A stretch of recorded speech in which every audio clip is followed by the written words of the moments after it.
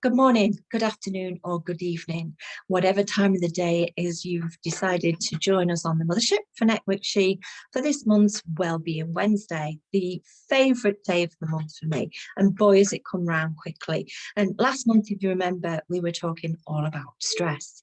And I have to say, yes, I've experienced some stress since then moving house. So we've got to get the balance right. So today I want to talk more about balance. We've got a great lineup for you today. Stay tuned throughout the day.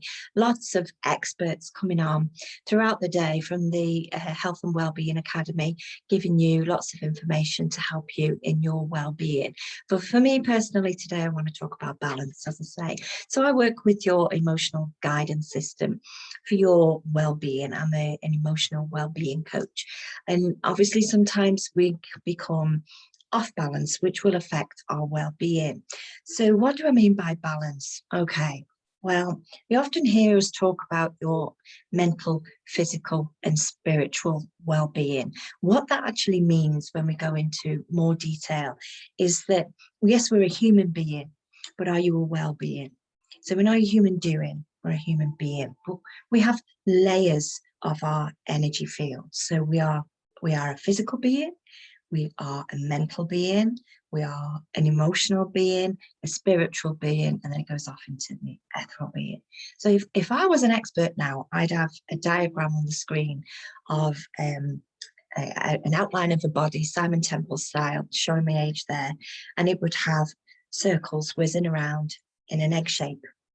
It were going at different speeds and directions, like your chakras. We've talked about that in the past.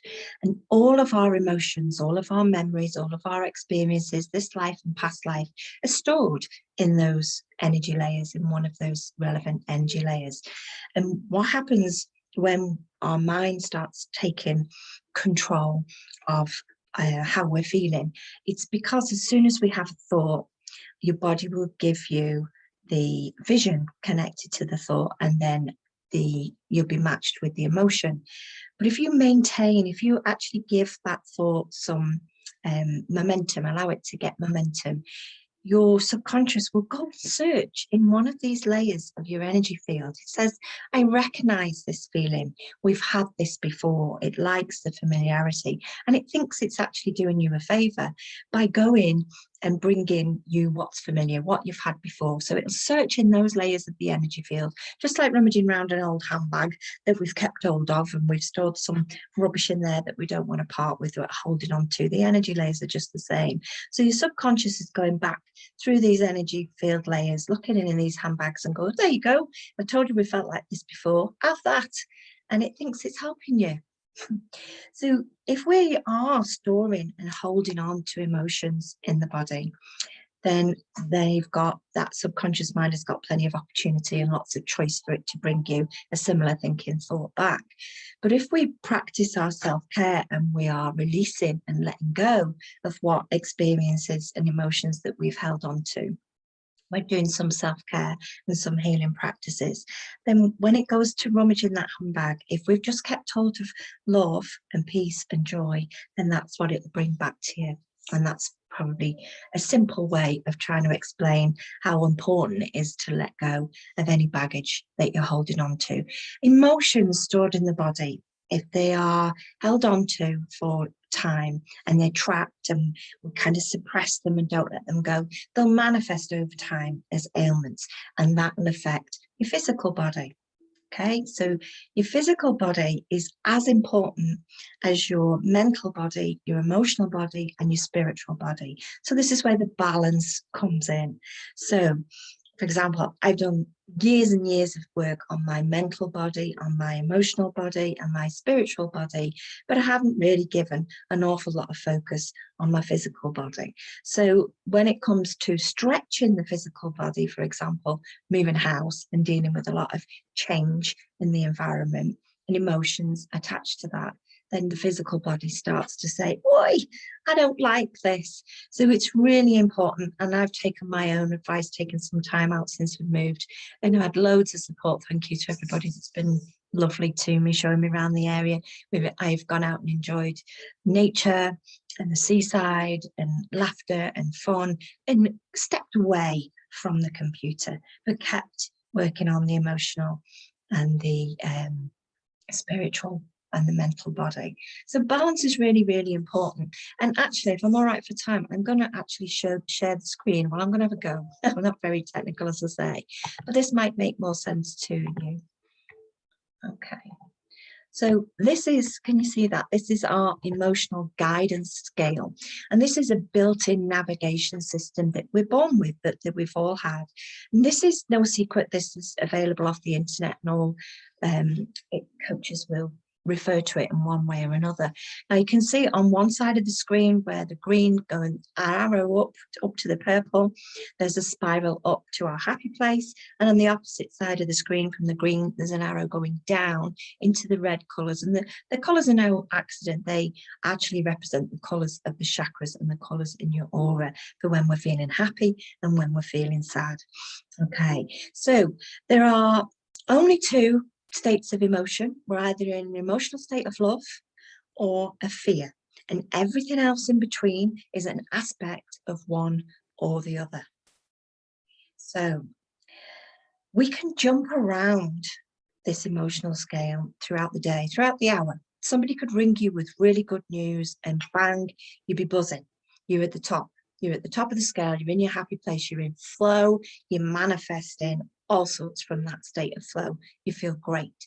But at the same time, somebody could give you bad news and poof, you come right down the emotional scale. So it's perfectly natural to move around this scale.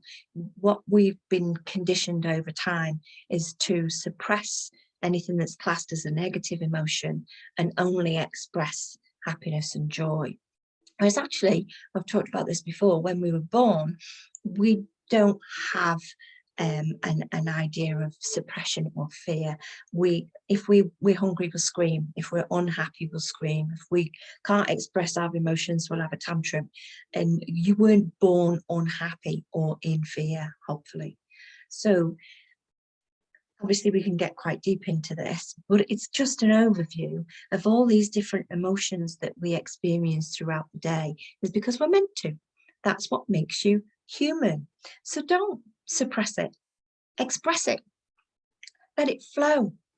If you decide that this is how you're feeling, that's because of what's going on around you. What's important is to know that you're not stuck and you don't have to stay there. And there are obviously ways of working your way up and across and around the emotional scale, but you need to be aware of your innate navigation system to begin with. And that's what I teach. I teach these methods of being aware of where you are emotionally, what might have put you in that position, and how you can move around and start to feel in a better place and that you're never stuck. So there, I don't think I've showed the emotional scale on here before, but it's something I work with on a daily basis with all my clients.